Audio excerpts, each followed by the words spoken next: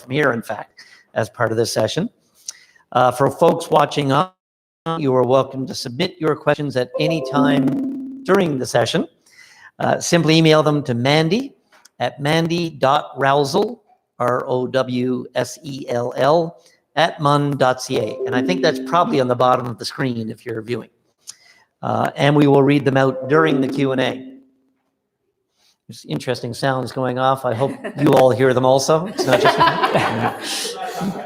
I feel like I'm being beckoned somewhere. It's not time yet, is it?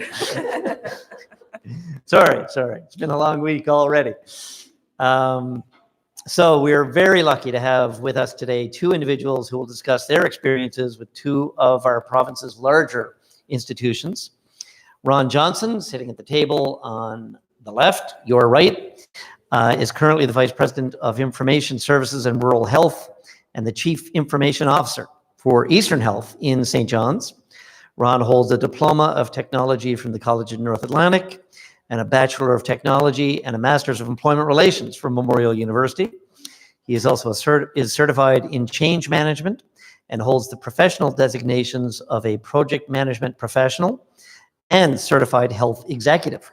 So he is living, walking, breathing sign of lifelong learning, and probably could be the single encapsulation of the post-secondary review. So they should come talk to you, Ron.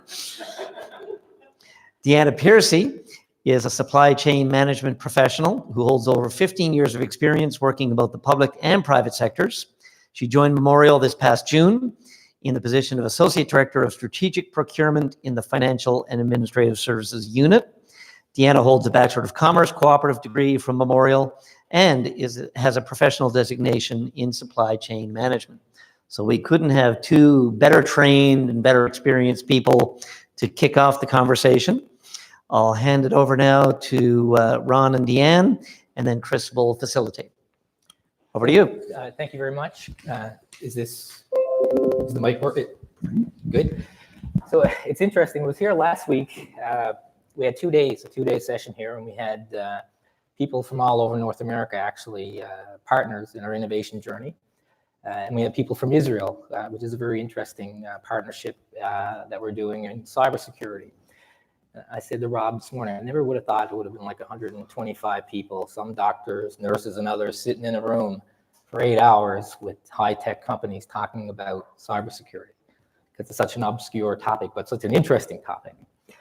So just to get into a little bit about Eastern Health, and I think this is important in the context of the asset that we have here in Newfoundland, especially around our public institutions, Eastern being one and the university being another.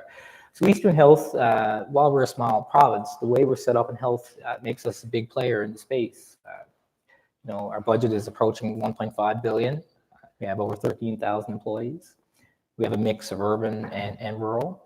We cover all the different aspects of health, from acute care, tertiary, community health, long-term care, mental health. And, we are, I guess, looking at our demographics, we're a very important service to people. So looking at health, I guess everybody knows this, that healthcare costs are rising. Spending is going up, especially in North America. This is a slide from CIHI. You can see that in all the major categories, spending is increasing. And it is, most people look at health as a cost center. So what Eastern Health is trying to do in our journey is to turn it around, right? How can we look at our health spend as an asset versus a cost? Here's a quote from the Conference Board of Canada, which sort of says we can use our assets of the healthcare system to drive economic growth. And that's one of the things that we've been really, really concentrating on. So how can we stimulate the economy, provide, exceptional health services to the population? And so using that sort of a mindset, we started on a journey of, how do we look at value, right? And this is from Michael Porter. Most people probably would have heard this sort of concept. Value is basically the outcomes that matter to patients divided by the cost. Typically, how people would look at this, most governments in Canada and around the world, look at cost containment, rather than looking at value and outcomes. And likely that's detrimental, and it's probably why we're seeing costs drift up without value in mind.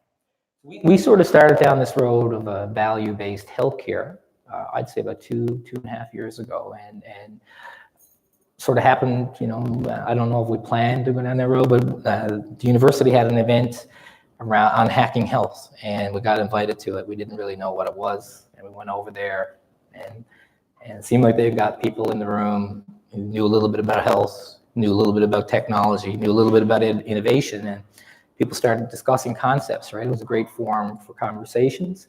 And through that, we said, we can probably do things here in Newfoundland that we couldn't have thought that could be done here. They could only be done in Toronto or maybe New York. So that sort of changed their mindset. And so value, depends on how you're looking at it, right? So there's all kinds of different ways to look at value from a stakeholder perspective. And there's all kinds of players in the value arena. Patients, probably, where we've kept our focus is on how can we provide value to patients. And then the rest of it sort of falls in line if you keep that as your guiding principle. But looking at the collaboration here, and I think that's the key, is how do you create a system that brings in, partners, academia, private industry, clinicians, and others to sort of have a common goal and a common purpose. So the traditional approaches to procurement, and me and Deanne worked together. I used to run procurement at Eastern Health for a period. And our traditional approach was aggregation. Aggregate, drive the cost down, get the lowest cost item, right? Bring it down to a place that there's nothing in it for me, likely, and nothing in it for you. And that's been the approach. And I mean, I'm not proud to say, but I've been a part of that. I mean, we joined national group purchasing organizations to aggregate the volume, right? Look, and they served us well. We took millions of dollars out of the health system by doing that approach. But as we're probably 6 or 7 or 8 years in there now, you can see that once you take all the, the profit and the margin out of it for vendors, you don't see them as much, right? Because there's no value in it to them. So we're trying to move from that, and there's a video here if I can get it to work. Can you press the box?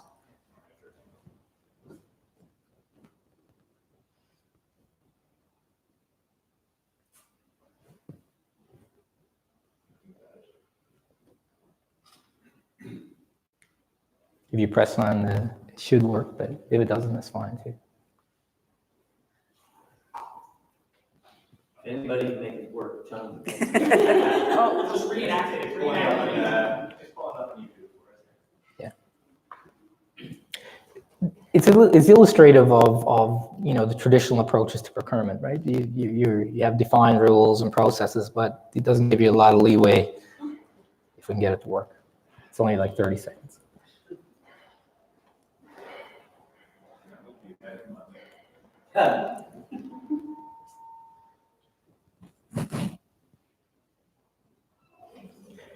Ron, I think I saw you do this one before. You want us to act it up? Yeah. Just to go back to history of, I guess, procurement in the province. In healthcare, we used to, in the beginning, there was a group, all the healthcare organizations, when there was like 70 different boards, we used to aggregate provincially. And we did achieve value, or we achieved cost containment, and maybe some value. But when we sort of went to this national, I think what had happened is that when you aggregate on a national, okay, go for it. Wow, see, the terms require to keep the bike in this predetermined space. If you want to take the bike out, I'm going to charge you a pedal. You wouldn't ride little space. You can't ride very far. You can't offer shooting. That's good. Ridiculous conditions. Why aren't banks? We're allied. I mean, bankers no penalty CD lets you withdraw all your money and bring it anywhere. Not advertising, not advertising the LA Bank, but the thing is that traditional approaches are very confining. And again, when we did the national aggregation, aggregating on a national level changes the landscape. And I've found that with different suppliers, like, because when one vendor would win everything for a whole country, you're changing the marketplace. So we moved to this, and we looked at this value-based procurement concept, tying outcomes to performance, right? The idea of partnering with a vendor and actually making sure that there's something in it for them and you, which is a bit of a novel concept in our marketplace. So Deanne's going to talk about this a little more, but the government back in 2018 revised the Public Tendering Act to be the Public Procurement Act, and in that act it gave us tools to actually move away from tendering into this value-based concepts. So we went at Eastern Health and we've started to use different types of concepts, right? One is around fixed bundle payments, another one is around hypothetical patient cases, pre-qualification, disease registries, risk sharing, vested outs. There's all kinds of different flavors, but it's really basically what it's doing is tying value, shared risk, and shared benefits between a provider and a partner, a private partner. One big one, she was up here last week, so we had the University of Tennessee up to the event last week around vested, right? And this particular approach, we're in the process of doing a large RFP now that's valued at $70 million a year using this approach. And the idea is that you store 3 steps. One is you pre-qualify, and then you do an RFP, but it's not a request for a proposal, it's a request for partner. You don't look at cost at all in those stages. And once you pick a partner, then you get into vested contracting. And then the idea is that you have ponies, which is what you want to get out of it and what they want to get out of it. And you strip cost down to cost. So everybody has to compete with the cost. And then you add margin, incentivize perform KPIs. That'll be the second time it's been done in Canada. When we complete this, we'll have this completed before Christmas. Out in BC, they did it for the same type of contracts in facilities management. And they just did a huge one in IT for desktop support and laptop fulfillment. So we have some of our academic partners and also our academics at Eastern Health evaluating this now, from an academic evaluation. So, when we got into this, we said, well, let's get a policy, and we worked heavily with the Heather Tizard, who's the Chief Procurement Officer for the province, in aligning what we were doing with the Act, and we found that we could pretty well use any partnership tool that's out there under the Act, and use it very effectively, comply with the rules of compliance, but most importantly, to deliver better outcomes to patients. So the idea here is that you sit down and you actually, instead of putting a large document out, you actually sit down with potential partners and you explain to them what you want to try to accomplish. And they sit down and tell you what they need. And you have some tools to get there. But in the end, it's instead of sending out a 300-page document that you're trying to buy something or do this, and someone looks at it and they don't really know what you want, and they either overbid it, underbid it, you don't get what you need. So it's very, in lots of tools, but it's a very simple concept. We have one done with Ireland, with Enterprise Ireland, on phlebotomy scheduling. Myself and Dave Diamond, the CEO of Eastern Health, went over to Ireland last fall to a North American Health Summit, and we made some partnerships with companies over there. And so right now we're working together on intellectual property on this blood collection. And anyone here ever go to Major's Path to get a blood test? I bet it was pleasant and took you about 5 minutes. No. It's a huge lost productivity. So we're working with a company out of Ireland now, and we're ready to deploy a solution that's jointly developed between Newfoundland, Eastern Health, and a company over there called SwiftQ. We're also buying an outcome, a hemoglobin A1C, which is a measure of how effective you can manage diabetes. So we're actually buying that outcome for 250 patients in St. Mary's Bay. And a huge amount of data. We've talked to Rob around this. To do these type of contracts over a long period, you need effective data to measure the outcome. So we're partnering right now. We have this one awarded to an international medical company, Medtronic, which is, is one of the biggest medical companies in the world. Their CEO, Omar Ishrath, has been here 3 times, CEO of the world, and this is a very unique concept of buying an outcome. That will be the first in Canada. We'll be the first ones in Canada to do that, and that one's awarded right now. Another big one that we did just recently through the same process is we have 3 different types of cancer registries in the province, and we use those registries to screen patients. So precision screening to find out, depending on it could be your genetics, it could be your age, your pedigree, and all different things. There was nothing on the market, so we went to our innovation partners and told them about our problem. And so one of our larger partners said, well, yeah, we're working on something like that over in New Zealand, but there's nothing commercially on the market. So we're under a fast track now. We're building this one right now with Deloitte as the prime contractor. 37 weeks to have one registry for all cancers, and that will do precision screening, link back to the EMR, so they'll be able to find you and screen. This one here, on all 3 of those, we hold a royalty arrangement. We decided not to own intellectual property, but own a royalty, so these companies can. We're probably a bit clunky in them being able to sell, and so our stake is to help them sell, but our benefit is truer royalty, and also that technology that we don't have gets to our patients quicker. The other one is an interesting one. Again, we went to our innovation partners around psychological health and safety for our workers, which is a huge issue in health. So we did a limited call RFP to our innovation partners, and this one, IBM, was the winner, I call it, and we're partnering right now building an electronic system to do peer psychological support between employees within Eastern Health, but between other organizations, like organizations, and also with non-like organizations. Same thing, we own a royalty-based agreement. But all these 4 things are not things you could just go buy off the shelf.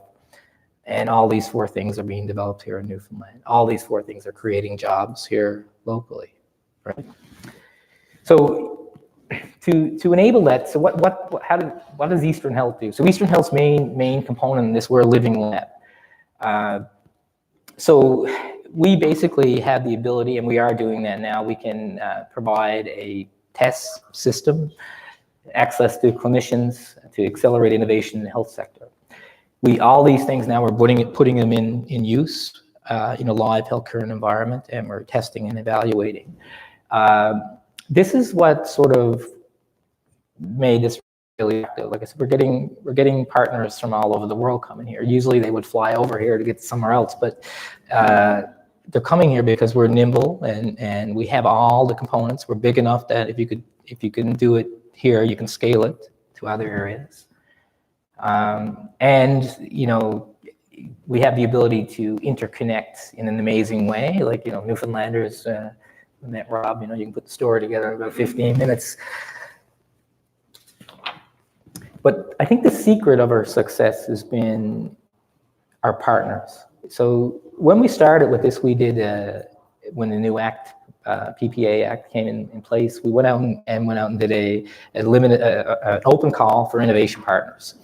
And we didn't really know what we wanted because we weren't sure what we were doing. We said, well, look, we think that we'd like to partner with some people on innovation. Are you interested?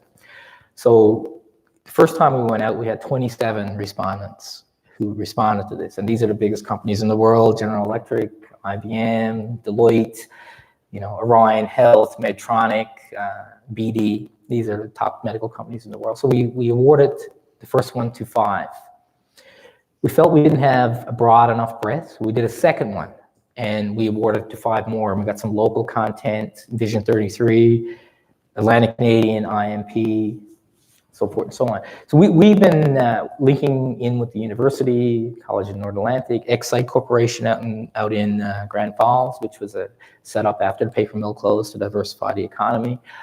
So we're using this partnership now to drive what we're doing. And like I said, last week, 2 events. First day was an update to our innovation partners, educate them a little bit more on value-based procurement. was about 150 people. We were max, all could attend. The second day was a more focused session with Israel, where we're doing a joint world project on cybersecurity for health.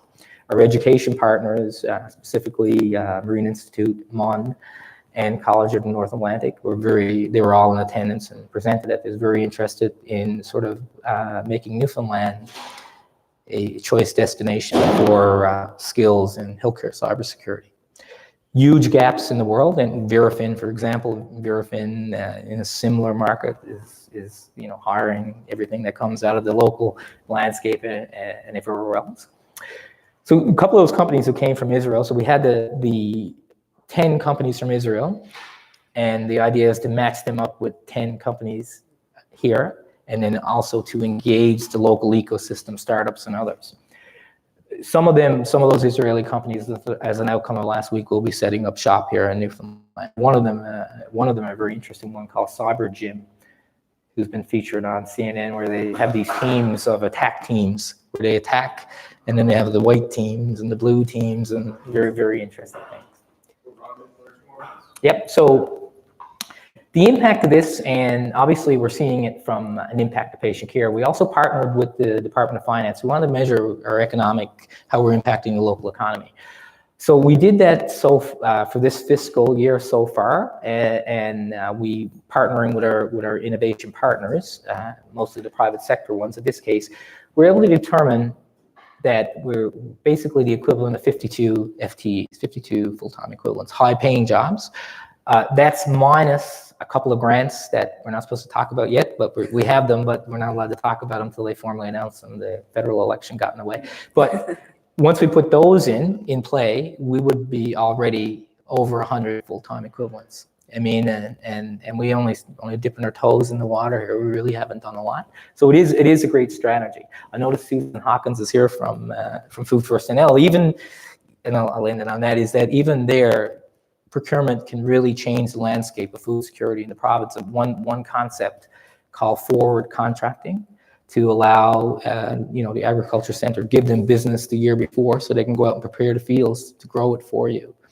We actually, Susan is involved in the vested RFP and has input into that, how we're looking at that to actually grow the local agriculture sector.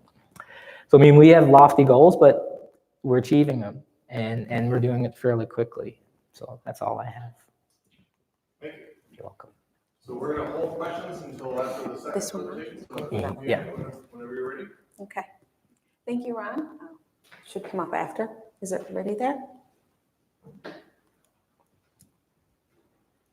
Just waiting for getting mine. Ron actually hired me for Eastern Health, actually, so we go back a long way. So Ron, I guess, talked more about Eastern Health and what they were doing, and I guess my role is really from a procurement perspective to say how public procurement is changing and what the new Public Procurement Act now allows us to do.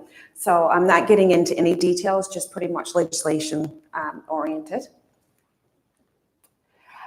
So first what I'll do is I'll talk about the old Public Tender Act, and really how restrictive it was. To Ron's point, it was basically documenting, I guess for public procurement, you needed to know exactly what you wanted. And for Ron's case, and for many cases, that's really not what we know. The world is changing, it's evolving, and we're not knowledge experts in everything. So we need to reach out to the market to see what's there. So it was really, really, really restrictive. We had to have set specifications. We would always have to award to the lowest vendor that met all of the specifications. Sometimes in itself, that was a challenge. You know, you had like mandatory, non-mandatory, minor non-compliance was made. So it really got to be very, very difficult. And in any innovative industry, it certainly presents a challenge. There were many obstacles to broaden the sourcing strategies that we could use. So to do a request for proposal, which is what Ron speaks of, required basically cabinet approval, which in turn could take up to 18 months. So what did we do? We just didn't do it. We tried to source the best we could with the knowledge that we had. Often, you know, would end up being 1, 2, 3 calls to hopefully get what we wanted.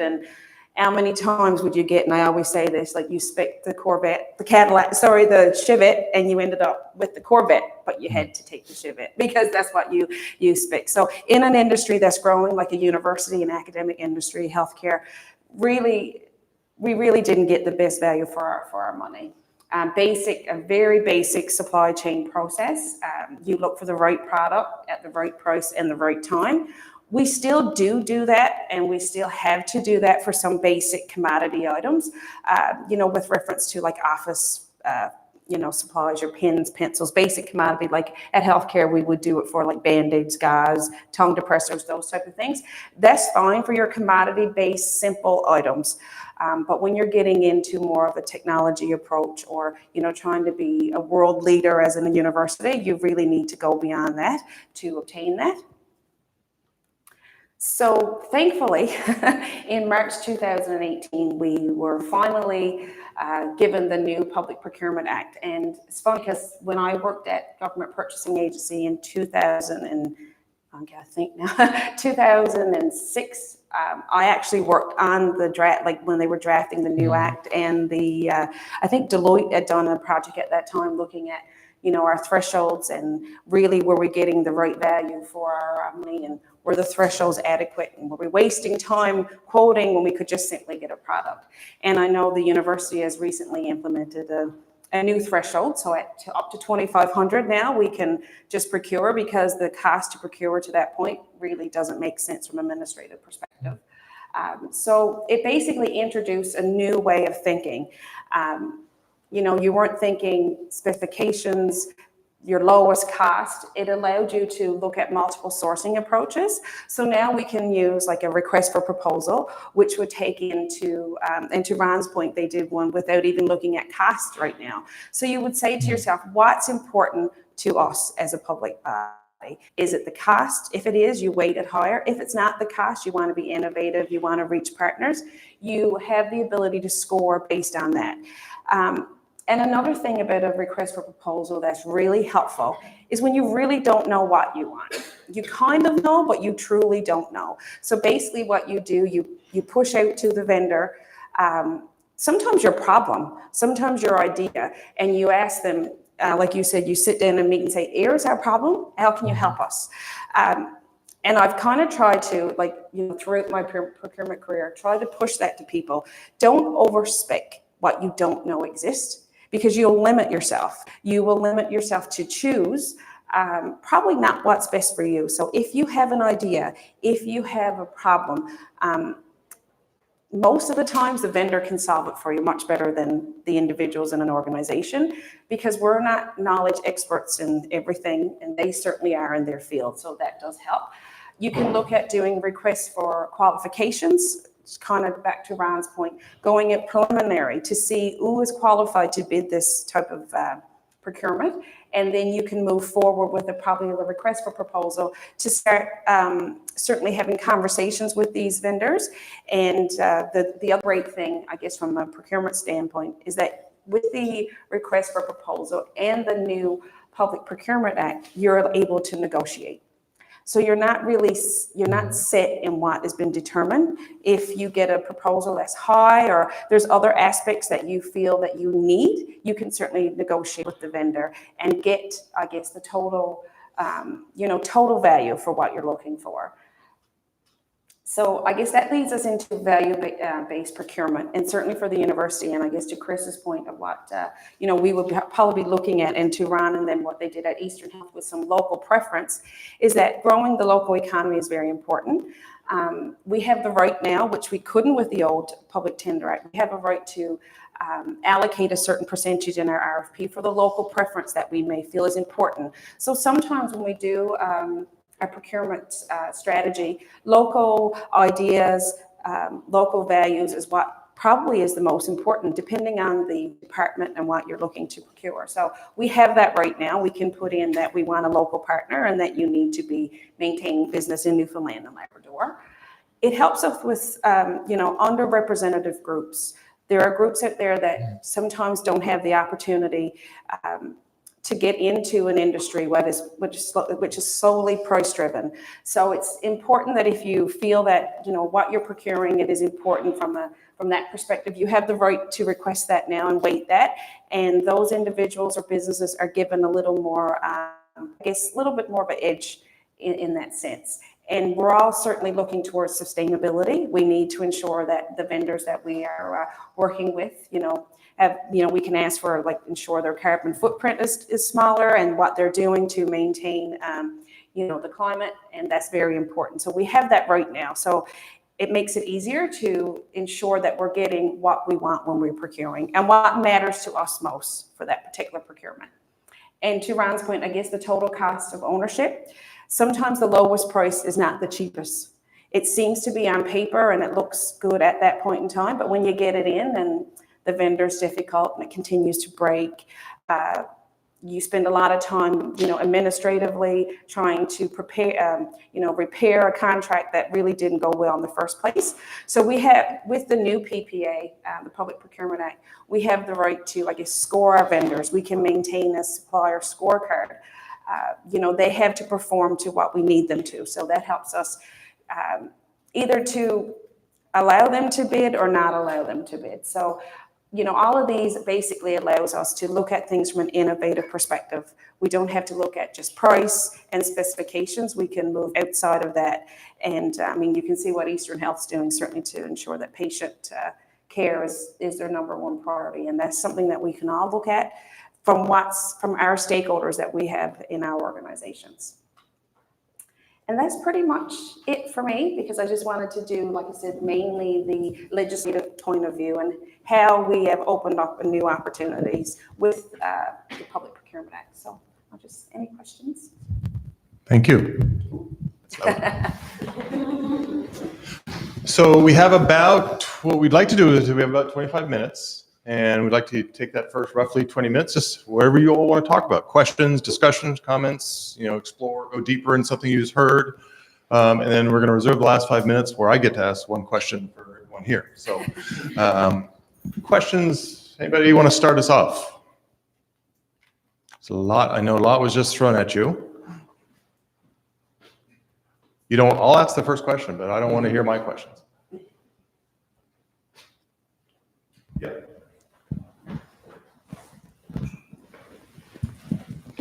Just wondering if you've identified the underrepresented groups and how you will measure or weigh if you are looking at those groups. I guess the underrepresented groups will be dependent upon, in Memorial's case, the department or division that's going out for sourcing strategy and what matters to them, whether it be local preference or that would often be identified. And for my role, that'll be something that I will start asking when I receive this information. Have you considered this? Have you looked at sustainability? Have you looked at underrepresented groups to ensure we're giving fair opportunities to everyone? Some departments have already, I spoke with Chris, we've already chatted about a few things. So I guess we have like a tick list that we go through when we're doing a procurement strategy, and that will be certainly something that will be added there to ensure that we're looking at all angles when we're doing procurement. I have a couple, actually, a real concrete example of that is around food security and buying local food. We were trying to take this on ourselves, and so we went out to a farm out in Bishop Falls.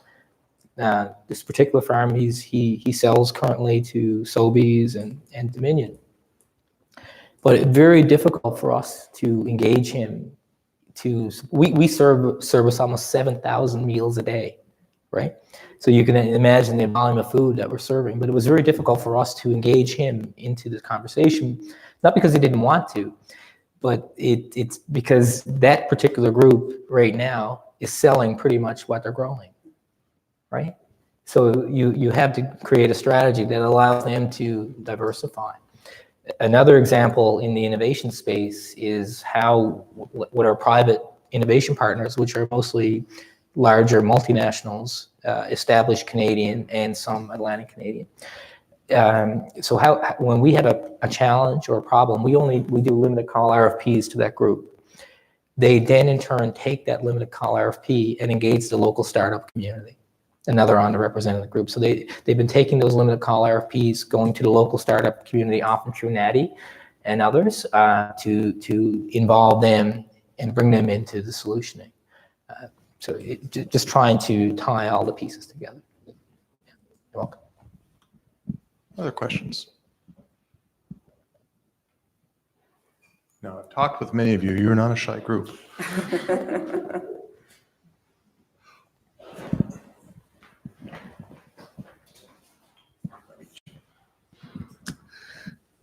All right. I suppose my question is, by the way, my name is Brian Peach. I'm the CAO of the town of Pooch Cove.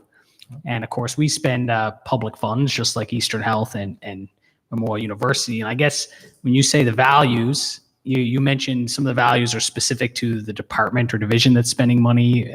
Is at any point do you consider what are the province's values as a whole? Because we're spending the province's money in a regard, and we build the province's values into some of our procurement. And if you've already done that, is there any chance you can share how that's been framed up? Probably not done yet, but I guess I'm out looking for guidance how I can use this to help decide how we spend our money, but I'm afraid to sort of invent my own framework. I sort of want something I can take from another established group, because at the town level, you're always concerned about favoritism to different suppliers. And if you can have the freedom to make up your own reasons and your own framework, you got to be prepared to defend it all. And so I'm looking for, I guess, how to get a framework that other institutions are using. So is there anything you can comment on about that? Yeah, so the way the health system is broken up in Newfoundland, there's 4 health authorities and the Newfoundland Labrador Center for Health Information. We all have a strategic plan, right? And that strategic plan is linked back to the Department of Health and core government, right? So then the way forward, right, which is, I guess, the province's strategic plan, we're tied in directly. So a lot of the initiatives that we're doing is tied directly into all those initiatives laid out in the way forward. And obviously when we look at challenges that we're trying to solve, we use that as our beacon, right? So we will score and rate challenges because there's only so much capacity in the system. We'll go back to the way forward, to our strategic plan, to score and evaluate if we should move those forward. So there is alignment. I mean, not knowing the municipality business, but I would think that your alignment would be linked back to the way forward. And that's because everyone's is. Do you have to create a strategic plan as a town? Well, we can. Yeah. We don't have one yet ourselves, and we're a very small town. So Right. I'm imagining we would end up adopting something that some other place uses, but I haven't heard any municipality talk yet about this strategic procurement approach. And I don't know where it's going to come from, but it's just something my council I know has spoken about. Right. I told them we can make a framework, but haven't figured out how we're going to do it. And with strategic procurement, you can't overuse it either. It has to be used at the right time. And not everything requires, like I said earlier, a request for proposal, because they are time consuming, they are onerous. They require, in order to evaluate, you have to have a committee, which is 3 or more people.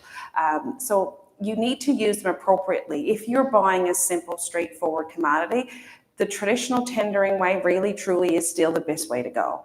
But if you're looking at a service-oriented commodity, an RFP or request for proposal usually is your way to do that, because you need to see, I guess there's things that are more important than just the cost. You need to have the availability of the vendor, their commitment to you as an organization. And I know a lot of the different government funded bodies now are trying to work together on a lot of this stuff. So just to try to make it easier. So we'll all work together and we'll keep each other in mind for sure, because it's new for everyone. So part of what I'm hearing in that question is, how do I get cover? How do I make the case to those who think this is favoritism? I'm curious your experiences when you start introducing this new way of doing procurement. Surely someone said, wait a second, then we can just make up whatever values or whatever rules we want. We can give it to our buddies. So how do you make the case that this isn't favoritism? Believe it or not, because we're dealing with high dollar value, right? We're spending, like $1.5 billion a year. 600 million of that is non-staff, right? So it's $600 million spend, which is a lot of money. Eastern Health's budget is 20% of the entire provincial budget. Believe it or not, we haven't had anyone cry foul. Not yet. We've had people cry foul in all kinds of tenders all the time, especially the more local it gets. I agree. The more local it gets, it gets harder. Construction is an example. Construction tenders tend to end up in some sort of disagreement. We've been transparent, right?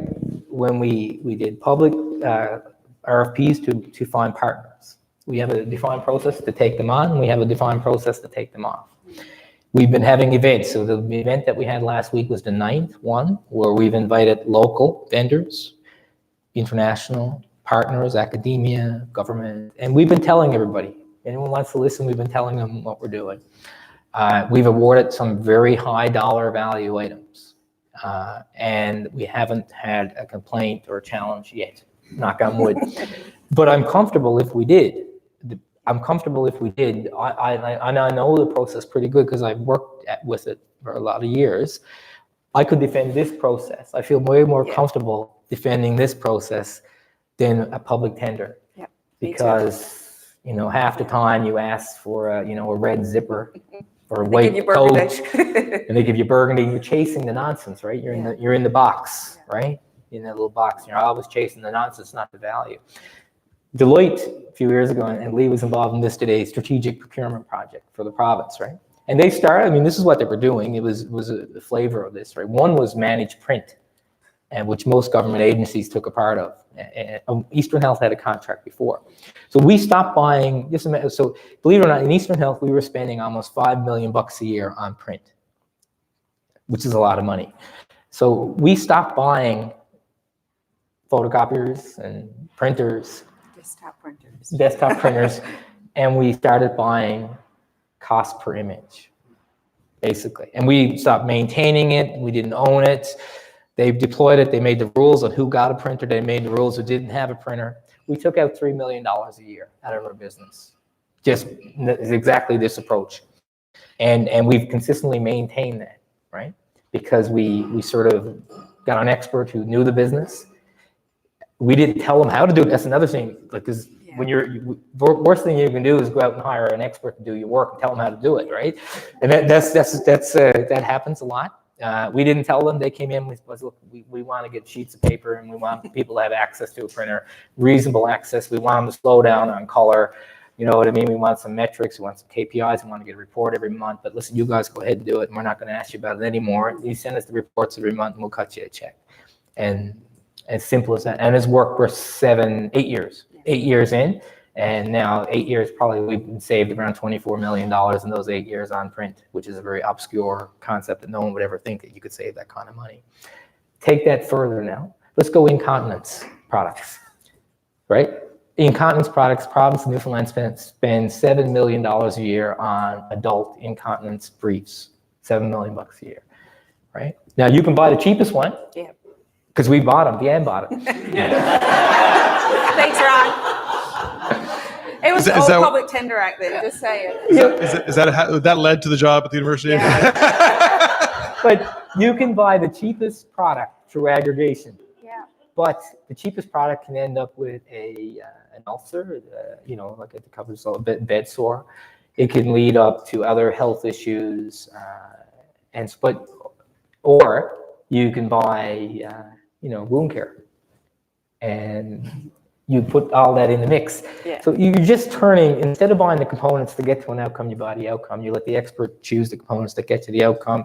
You have good data to measure what you want, and you have KPIs. Instead of what's in it for me, it's what's in it for we. And you keep that lens, and you can achieve. And this is slowly getting traction across the country, and it could work in the town. It could, if you had the right. It's not for everything, No. but it could work. And to your point, Ron, like how many times would you buy the lowest Yes. and you use 3 instead of buying that little bit higher and you use 1, right? So I guess that really, changes how you look at things for sure, especially like in healthcare. That was a big thing. You buy the cheapest, but then you had other issues. So, and that's for any organization or any line of business. You have to look at the total value.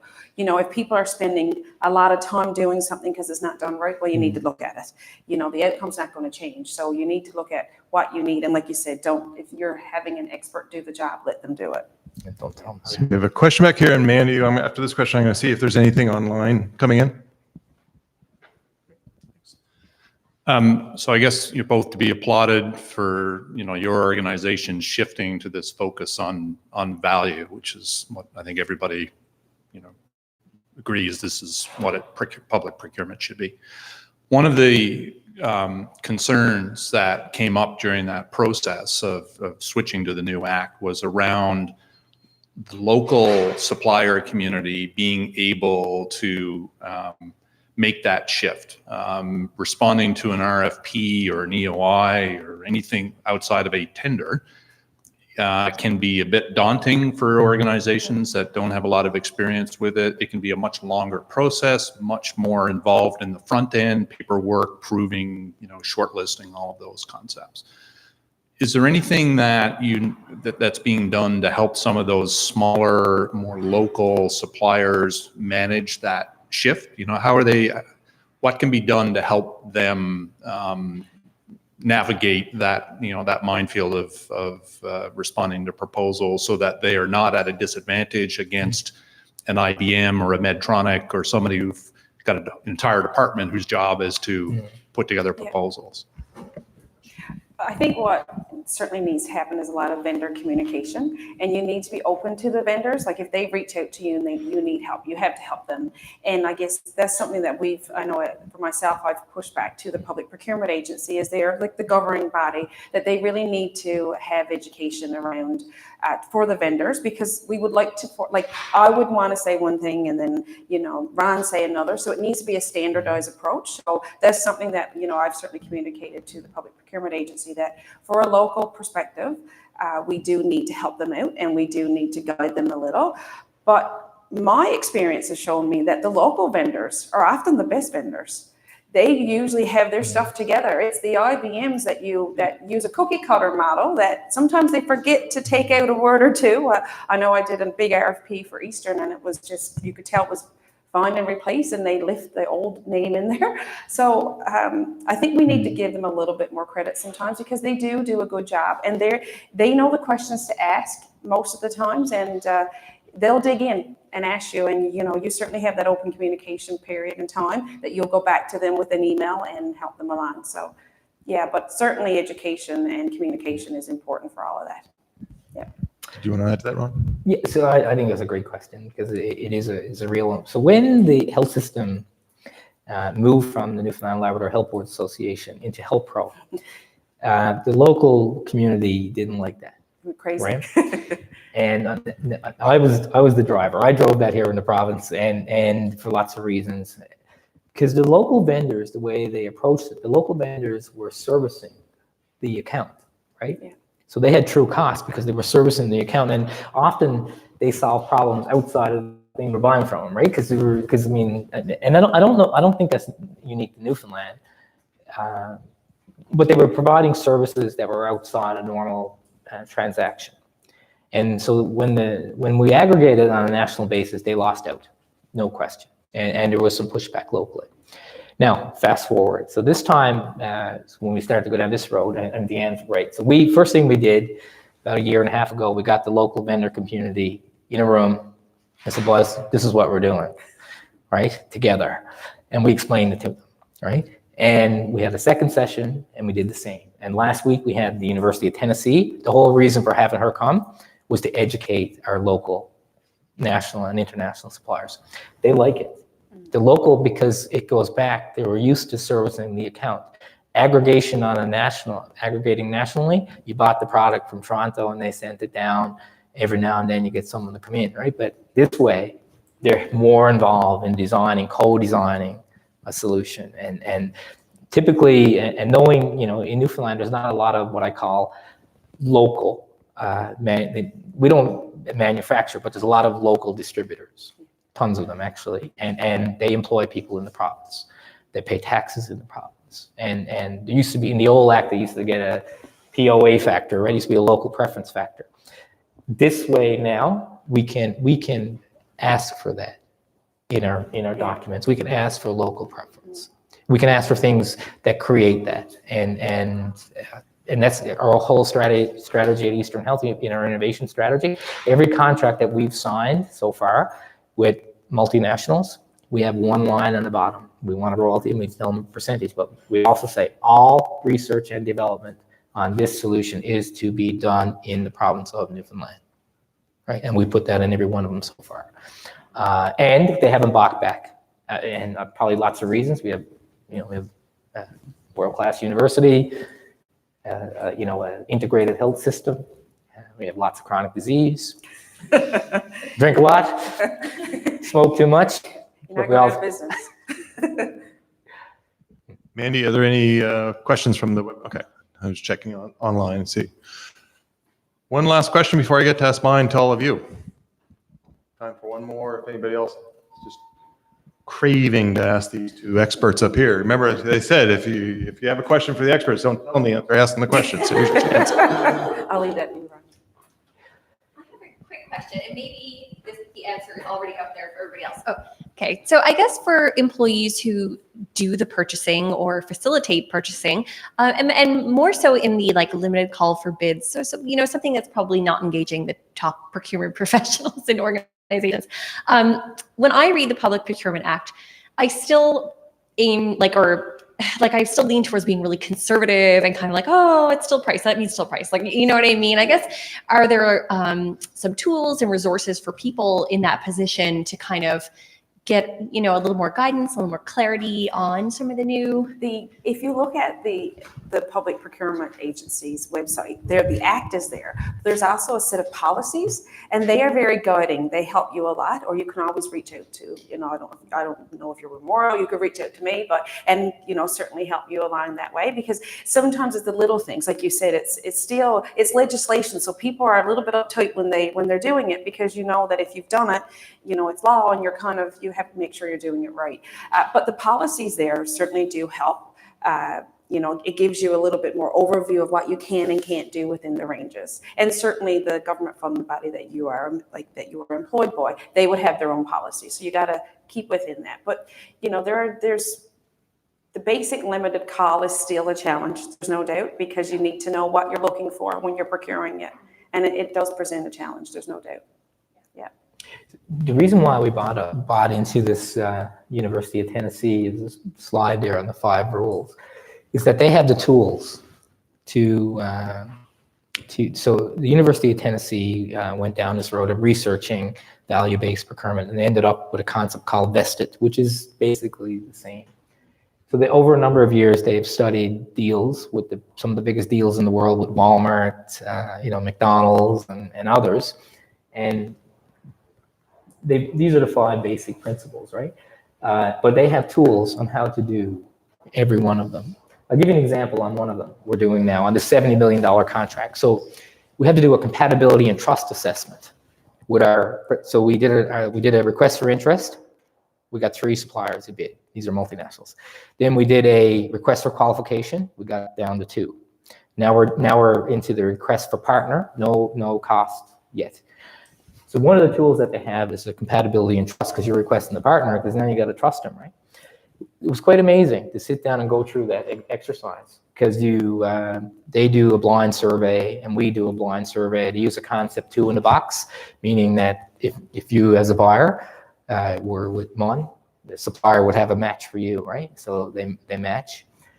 And when we did the surveys, they talked about us in some ways not nice, right? Because we're the buyer, right? But it was such a great exercise, because we did the same, but we unmasked problems in these, like a $70 million contract is a massive contract annually, but we unmasked problems that we had that was impacting value, right? So we did those 2, and then after you do the assessments, you have the debrief together in a room, in a dialogue, right? And it's totally changing what I've always done, is a totally different approach, but a very effective approach, because you're actually, you're telling your partner what you want, simply, and they tell you what they need, and then so in the cost, they rip the cost down the cost. They tell you what it costs, and then you add a margin based on incentives, right? And which is novel. Not for everyone. Quick? No, it's different. Is it quick? Can we hold it? You want to grab them right afterwards? Because we're going to try to wrap up in the next few minutes. And before I hand the mic back to Rob, though, I want to ask you all a question. So what do you all see as being potential opportunities to take these ideas and move them forward after today? And many of you are from MUN, so it could be thinking about where within MUN, but for those of you who aren't even MUN, what do you see as some of the possibilities? We'd love to at least get a few ideas from you all as to where you see some sort of ripe, innovative possibilities that are right on the horizon that we might want to pursue a little bit. Yeah. I'm one. And I guess, hello. I guess for me, just where we have so many departments, there's so many employees. I think it's a really good opportunity to at least communicate to colleagues who might not know, because I know, I'm in a large department and I don't really hear people talking a lot about this. So I think that's the first piece, is maybe bringing the message back. Like, guys, hold on, before we invest hours and hours and, all this time, let's maybe go see, the procurement team, or let's, do a little bit more research first. So maybe pulling together some procurement folks to say, let's have this conversation, see what it could look like. Yeah. Okay, thanks. Yeah. You were going to get this mic one way or the other.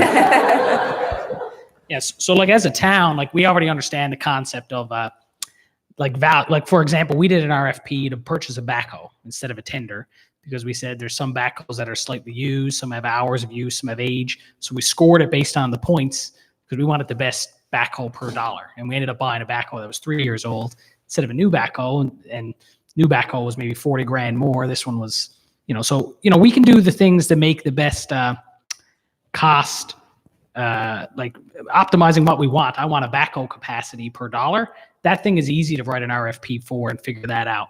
If you're trying to, but what I don't know how to do yet is there's other things the town cares about besides the backhoe capacity. Like I care about local economic development and recreation in my community. Like how do I link my procurements to also, if you're a company that supports recreation in Pooch Cove, you get an extra 10 points. Or if you're a company that employs local subcontractors, you get extra points. And connecting that to my other types of procurement, like, the backhoe might be a bad example. Ask for value adds. Yeah. Yeah. But they could be completely unrelated to the procurement I'm making. If I'm installing a pipe on Cameron Place, am I somehow going to make that get points for how much you sponsor the local sports teams? I haven't made that connection yet, and I'm hoping to find a framework, somebody else coming out and doing that part of the procurement side. So now translate this conversation into a municipal context. Yeah. Yeah. There is like. I want to hold you one second because I want to make sure we get opportunities for people. Other opportunities or interests, coming out of this, say, boy, I'd be interested in kind of exploring this a little bit further. Anything else? Because once I get back to Rob, then we're done. That's it. I'll get things in. So I'm at the university as well, work with Deanne. And I guess, the presentations today from both of you were really, really informative and really interesting.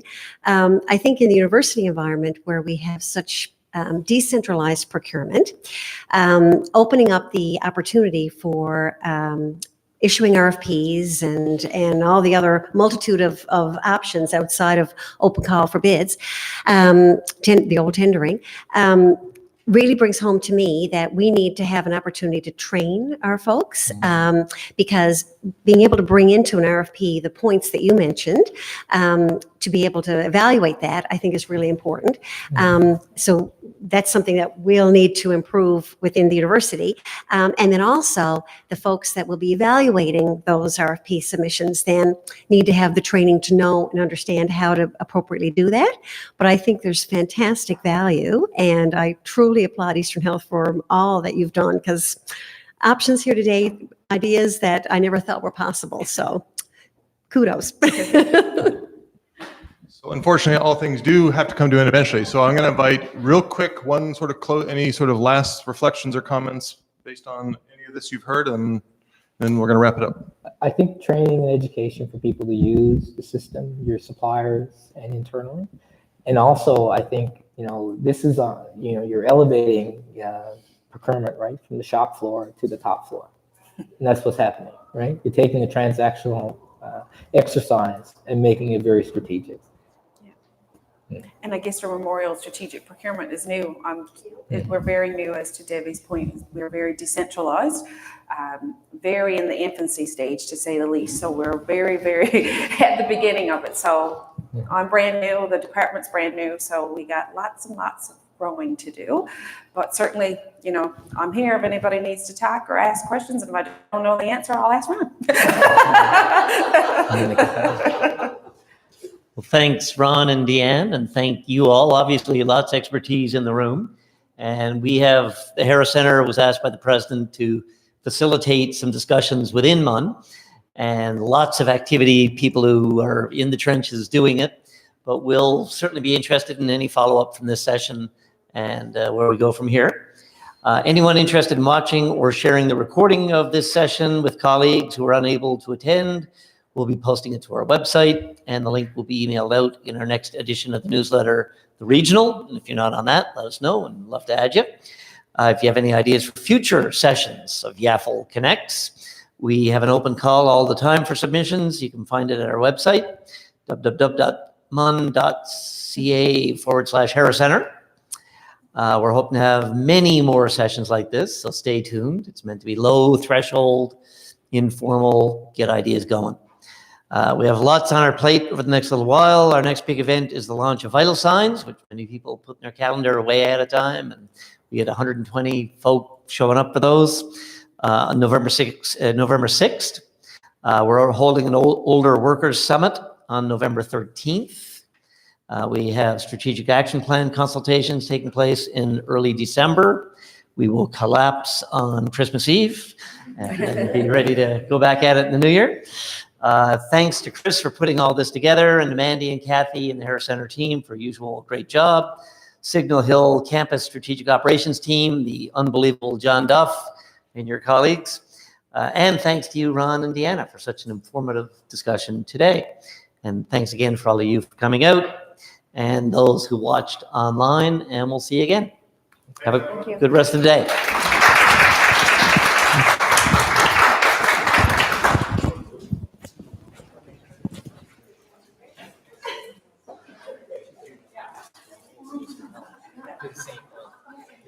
That's great.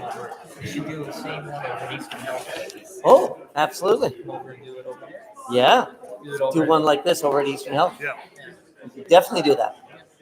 It's nice to link the two organizations together because they're closely linked. Well, Very natural. yep. Well, and part of my strategic intent of asking that last question is kind of see what people want to know. It sounds like maybe there would be an appetite for Yeah. some more sort of specific getting into. So